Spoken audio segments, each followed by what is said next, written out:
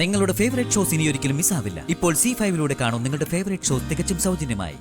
Police ക്യാമ്പിൽ കടുത്ത training ഉണ്ടെന്നല്ല ഇവരിങ്ങനെ ആവുന്നത്. കാക്കിയിട്ട എന്തും ചെയ്യാന്നുള്ള തന്റെ ഇടമുണ്ട്.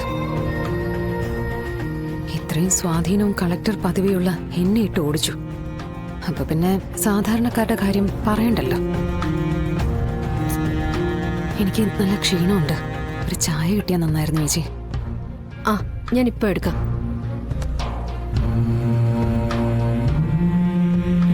മോളെ, അമ്മയുടെ അടുത്തേക്ക് ഒന്ന് ചെല്ലണം.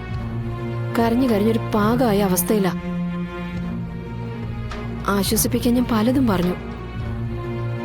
തന്റെ കയ്യിൽ നിന്ന് ഇങ്ങനൊരു അബദ്ധം പറ്റില്ലെന്ന് പറഞ്ഞ സങ്കടപ്പെട്ടുകൊണ്ടിരിക്കുന്നത്. എന്താ സംഭവിച്ചെന്ന് നമുക്കിപ്പോഴും അറിയില്ല. ഒരു വലിയ ദുരന്തത്തിൽ നിന്ന് രക്ഷപ്പെട്ടു. ആ ഒരു ആശ്വാസമുണ്ട്.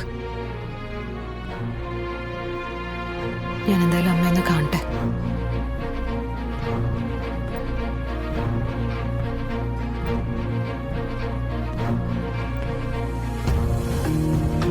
ദേവി, അങ്ങ് നേരിട്ടതിനേക്കാൾ വലിയൊരു പ്രതിസന്ധിയില്ല ഞാനിപ്പോ നിൽക്കുന്നത്. എങ്ങനെയാ ഞാൻ എന്റെ നിരപരാധിത്വം തെളിയിക്കേണ്ടത്? എന്റെ വിഷ്ണുമോനോട് ഞാൻ അങ്ങനെ ചെയ്യോ?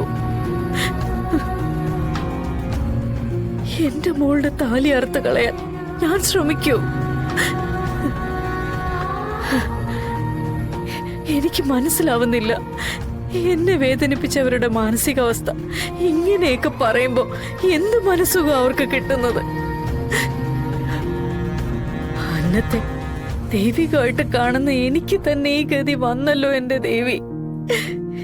എന്റെ ശാലിനിയുടെ മുഖത്ത് ഞാൻ ഇനി എങ്ങനെ നോക്കും? അങ്ങയുടെ മുന്നിൽ നിന്ന് സ്വയം ദഹിക്കുക ഞാൻ. ഈ ഒരു ആപത്ഘട്ടത്തിൽ നിന്ന് എന്റെ കുഞ്ഞിനെ രക്ഷിക്കണേ എന്റെ ദേവി. ഇതെല്ലാം തരണം ചെയ്യാനുള്ള ശക്തി കൊടുക്കണേ ദേവി.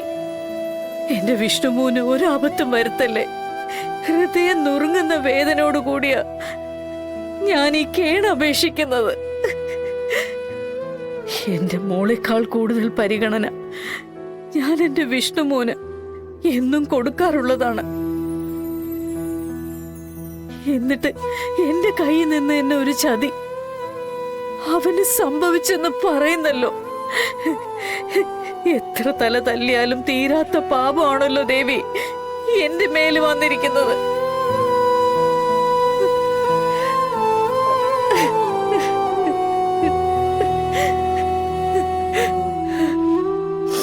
അമ്മേ,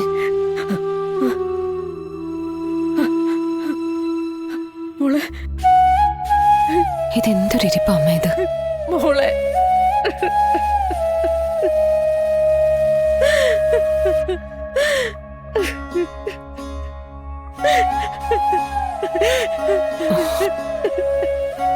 അമ്മ എന്താ ഇത്? എന്റെ പൊന്നും മോളെ, ഞാനിതൊന്നും അറിഞ്ഞതല്ല. എന്റെ മനസ്സിൽ പോലും വിചാരിക്കാത്ത കാര്യങ്ങളായി കേൾക്കുന്നതൊക്കെ. എന്റെ കൈപ്പിഴ കൊണ്ട് അങ്ങനെ സംഭവിക്കുമോ? ഡൗൺലോഡ് ചെയ്യൂ C5 ആപ്പ്. കാണൂ എല്ലാ എപ്പിസോഡുകളും സൗജന്യമായി.